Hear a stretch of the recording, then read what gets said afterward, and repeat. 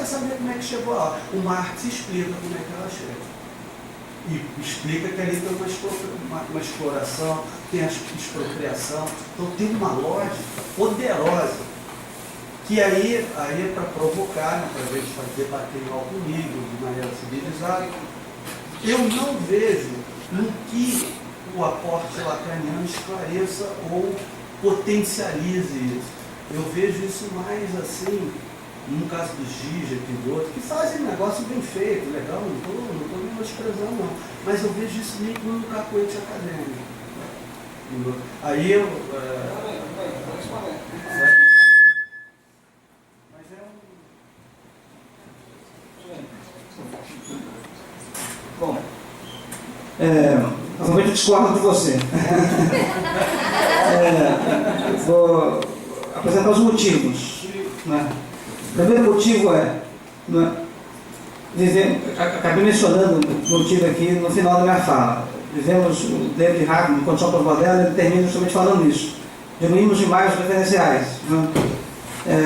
E o regime pós-significante faz exatamente isso, dilui os referenciais. Né? O Rancière, por exemplo, político da escrita, né? De alguma forma, ecoando essas questões, descreve, né? como de alguma forma esse segundo imperialismo produziu uma civilização niilista, ainda que não pareça niilista, ainda que goze, né? Outras coisas, né? Inclusive revolução, felicidade, luta, etc. Ele vai justamente descrever, né? Como alguns tópicos, né? Alguns conceitos, algumas ideias emergiram, né? No supermercado teórico da academia e substituíram alguns outros produzidos no interior da primeira modernidade, do modernismo, sobretudo ele considerando o século XIX e até a Segunda Guerra Mundial. Né?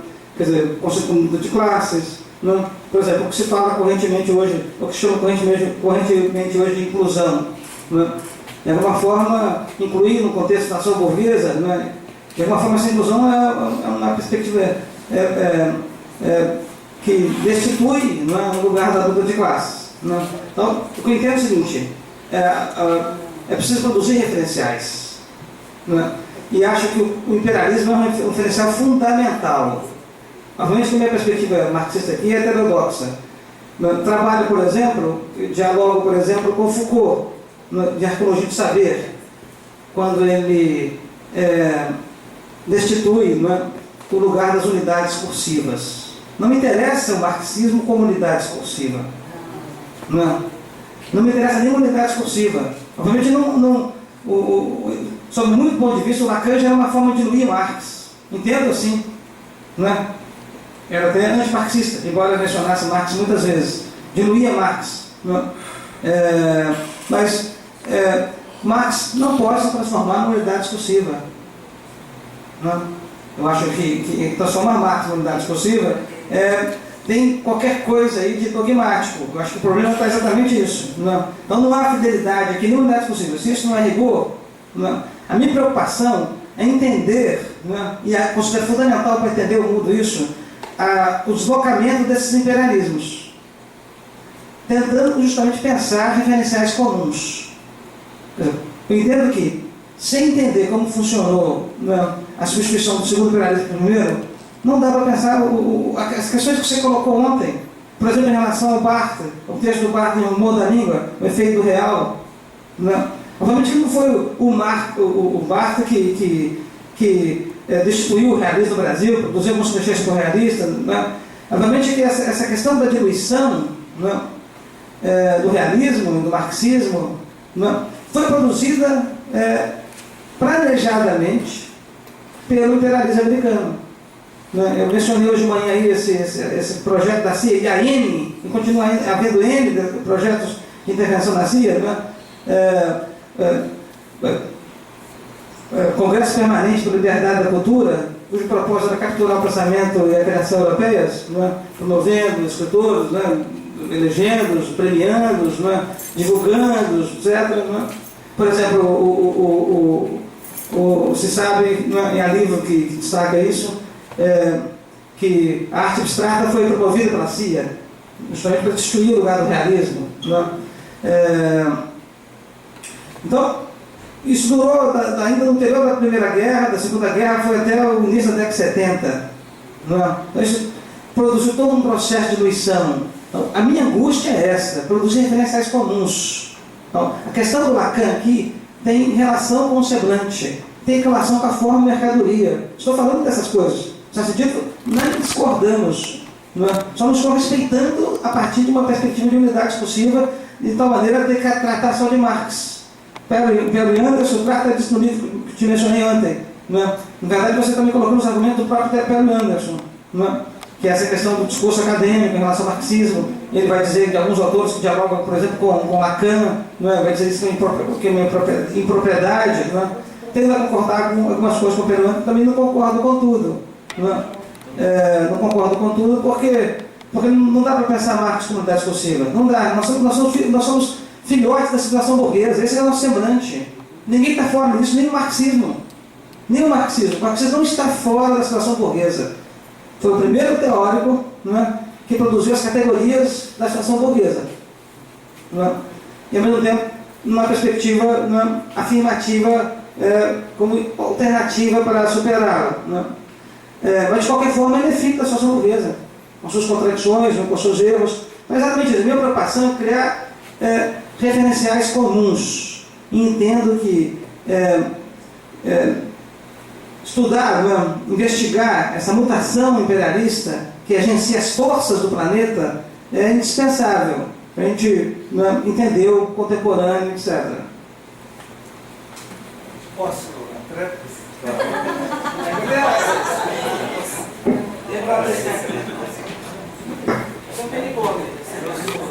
Posso?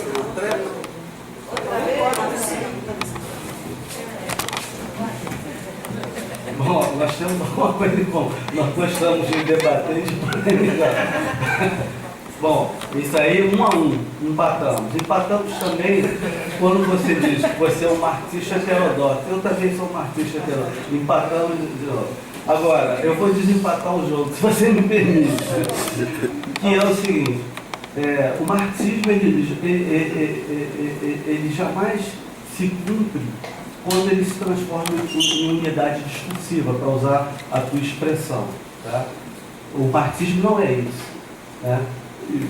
Se você acompanhar, todo mundo acompanhar o cotidiano do Marx, em primeiro lugar, o que se conversava em casa, temos depoimentos das filhas, né, de pessoas, amigos, o que se conversava na casa do Marx era Shakespeare.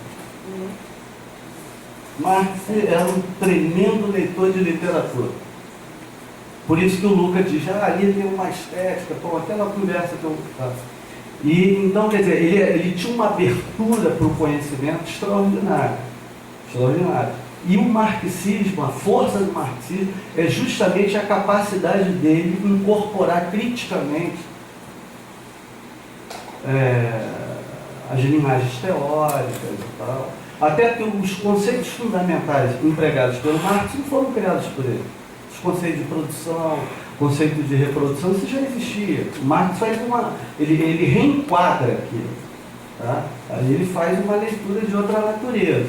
Eles existiam, mas de uma maneira fechada, ou eu diria assim, em linguagem adorniana, positivista. Tá? Então, quer dizer, eu não defendo nem ortodoxia no sentido pejorativo, não. Nem todo marxismo como unidade discursiva, eu não uso essa expressão, mas eu entendo a fonte, e ele não é assim, e a própria figura dos principais marxistas são pessoas muito abertas, muito antenadas. Para ficar o exemplo do Adorno, nós conversamos. Adorno escreveu sobre colunas astrológicas. Claro, criticando, né? Obviamente, está o livro aí. Então, quer dizer, no fundo nós estamos falando quase que a mesma coisa. O ponto central, aí eu acho que eu mantenho essa posição, não vejo no que isso tenha de dogmático, que é a forma como você tenta assimilar a uma reflexão marxista, ou dentro de um contexto marxista, autores que me parece que criam um curto-circuito, que não esclarece. O ponto básico é esse. O ponto básico é esse. Vou tentar esclarecer melhor. Você vai ter pontos comuns. Un segundito, ¿puedo decirte algo? Que decías una cosita chiquitita en relación a lo que creo haber entendido de lo que dijiste, porque se me escapan algunas cosas por el idioma, que vos decís que Marx fue un gran lector, ¿no? Como Freud lo fue. Sin embargo, los escritos de Freud, como los de Marx, sobre la literatura no son más interesantes que produjeron. Olha só. Por ejemplo, A razão é simples. La Sagrada Familia... Século XIX não é um século de crítica literária. Século de crítica literária. Ya sé. Basicamente século No, te digo, de todos modos, los usos del marxismo o los usos del psicoanálisis provienen no de los escritos que ambos hicieron sobre la literatura, sino de otras cosas.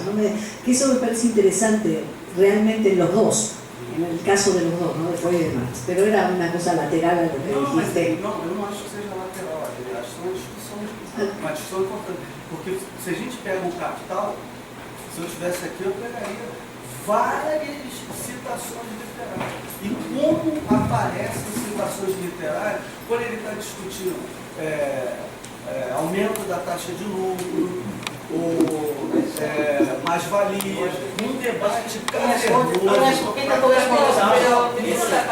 debate cavernoso de economia. Hola, me dieron la palabra a mí, a ver si me dejan intervenir en este imperialismo masculino.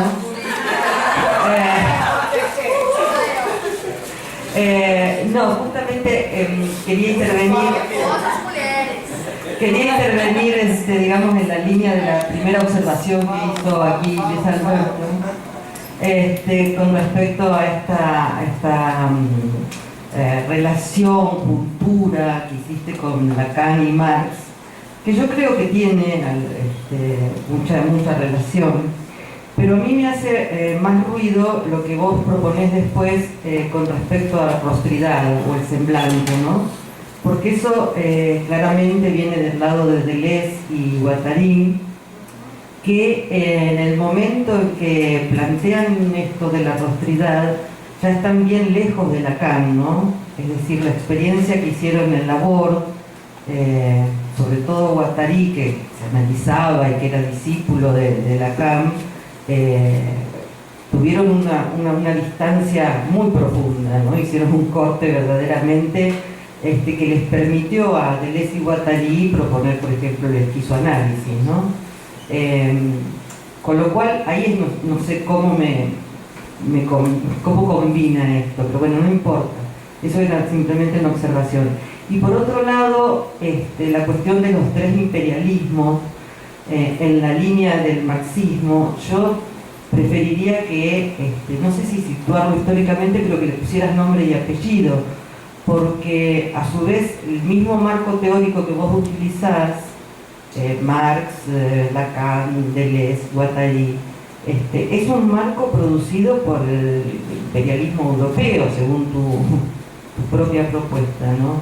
Y me parece que ahí la diferencia pasa por otro lado, que no es que sea imperialismo europeo, sino el imperialismo de tales y cuales que en su momento determinaron guerras o expansiones o lo que conocemos como imperialismo, ¿no?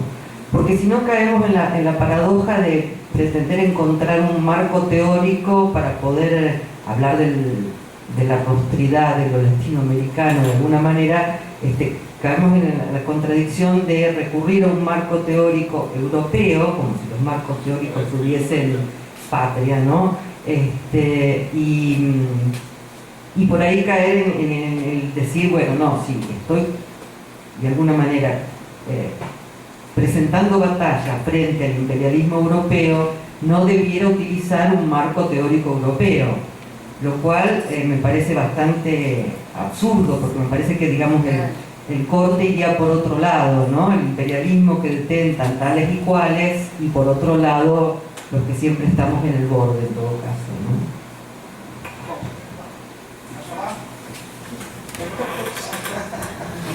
Eu acho o seguinte, com relação a...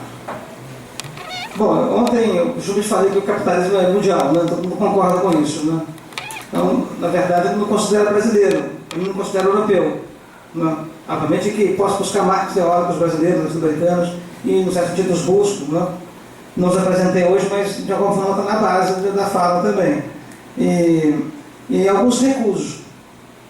Viveiros, por exemplo, antropólogo, a perspectiva do perspectivismo indígena, né, é bastante positiva, bastante instigante, mas eu entendo que está na dinâmica, nas relações de força contemporânea, está na dinâmica justamente de diluir referenciais.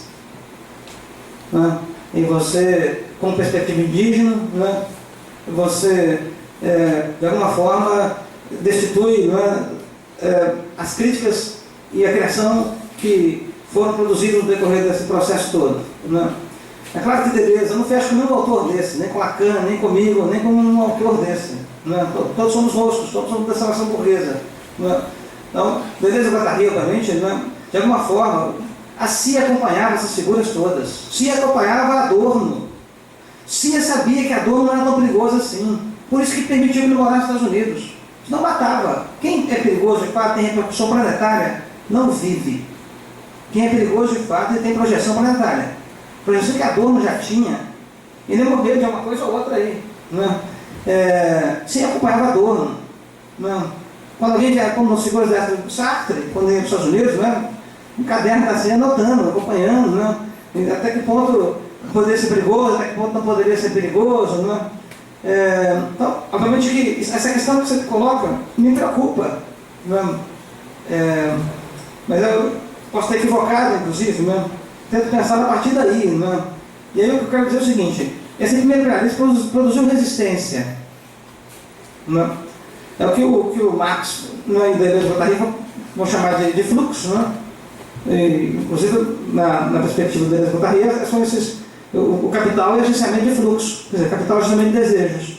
Então você usa tudo, como na fórmula da mercadoria, você usa tudo.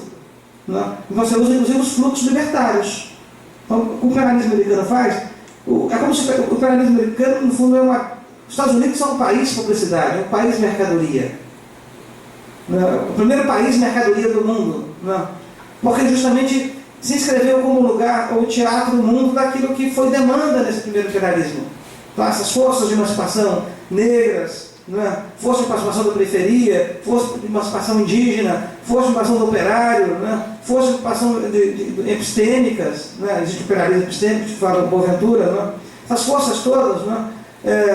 Foram agenciadas, os desejos de emancipação dessas forças foram agenciados, de alguma forma os Estados Unidos são uma resposta ou agenciamento em face dessas forças.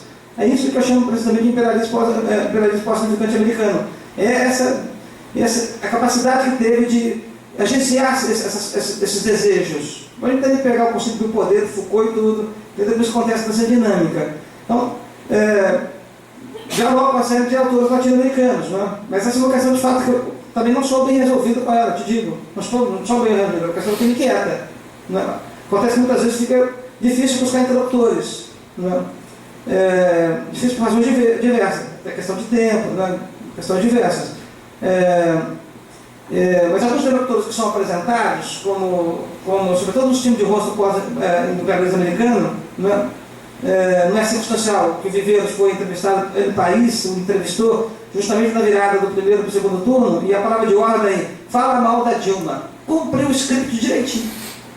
Né?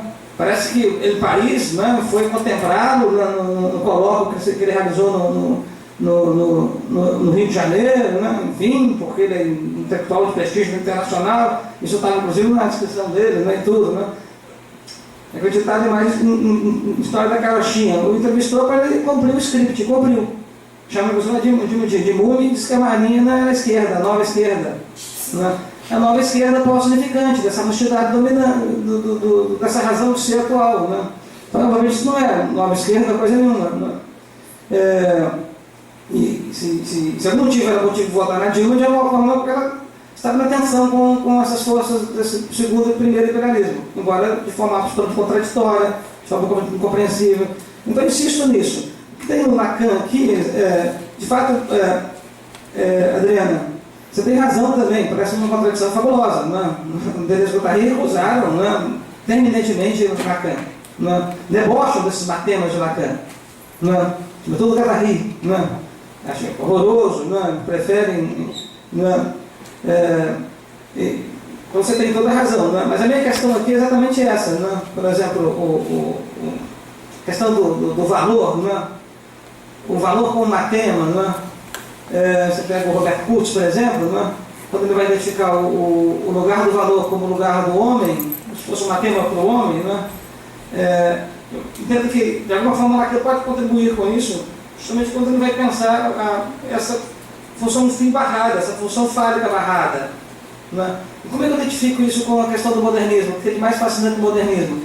Essa função fim barrada nos coloca a questão que é a questão que a própria modernidade faz com o mundo, de não partir da metafísica das presenças, de inventar o que não existe. E o que não existe está no horizonte de fabricar alguma coisa que não é a civilização burguesa. Então, a minha angústia, eu insisto, precisamos, por exemplo, identificar que o problema nosso é a situação burguesa. Não há saída dentro dela.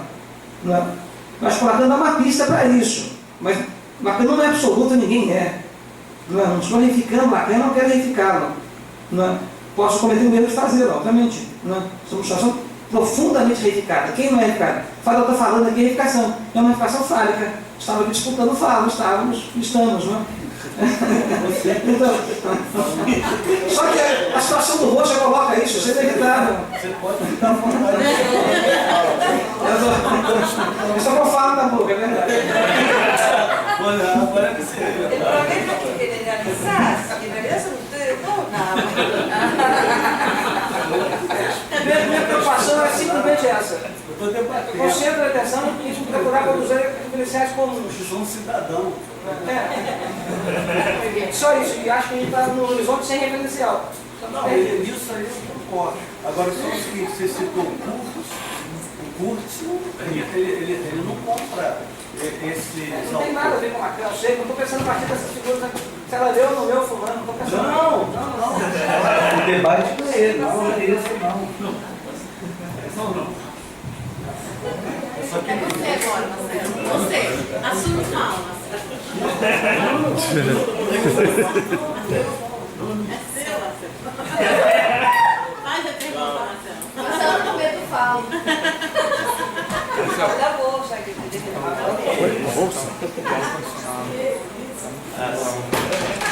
Mas não. Tá. No meu grupo, assim, no grupo da qual faço parte, a gente debate. Porque, veja bem, eu concordo com isso que você falou perfeitamente. A reificação está dentro da universidade. Porque, veja bem, quando nós estamos debatendo, nós estamos batendo em alto nível, vamos sair daqui, vamos beber, tomar vinho, Você tem um debate de ideias, debate público, não é uma coisa pessoal. E a gente fica premido pelo tempo. Não, são 20 minutos de palestras. Isso é a reificação dentro da universidade. Então, por isso, a gente não sabe, mas está fazendo. Sim. Eu estou falando disso. Né? E isso eu concordo totalmente. No nosso grupo a gente debate, a gente não tem isso. Não, é 2 minutos. Não tem isso, vamos debater. A gente debate o dia todo, não tem isso. O nosso tempo não é o tempo do capital, não é